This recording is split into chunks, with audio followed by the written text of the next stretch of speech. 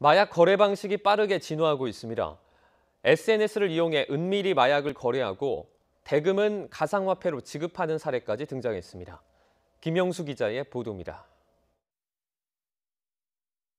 여성이 휴대전화로 주택을 촬영하더니 건물 뒤쪽으로 사라졌다가 나타납니다. 마약 유통 조직원 46살 김모 씨가 건물 뒤에 필로폰을 숨기는 모습입니다.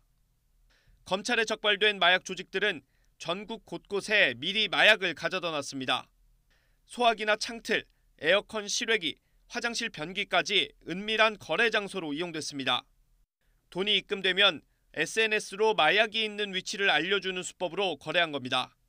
심지어 거래 대금은 가상화폐인 비트코인으로 받기도 했습니다. 비트코인 추적 같은 경우에는 일일이 그 추적 방법 같은 것들을 조회해서 알아보고 해야 되는 그런 문제가 있어가지고 수사기관 입장에서 좀 계좌 추적하기가 조금 번거로운 면이 있고요. 마약을 해외에서 들여오는 것도 한층 교묘해지고 있습니다. 과자나 장난감 안에 숨긴 뒤 국제 우편을 통해 손쉽게 마약을 손에 쥐었습니다. 실제 최근 이 같은 수법으로 마약을 몰래 들여와 SNS로 거래해온 중국 동포들이 무더기로 경찰에 붙잡혔습니다. 여기다 SNS로 아예 직접 해외에서 마약을 사들이는 사람까지 늘어나면서 지난 2011년 10,000명에 못 미치던 마약 사범은 지난해 14,000명을 넘어섰습니다.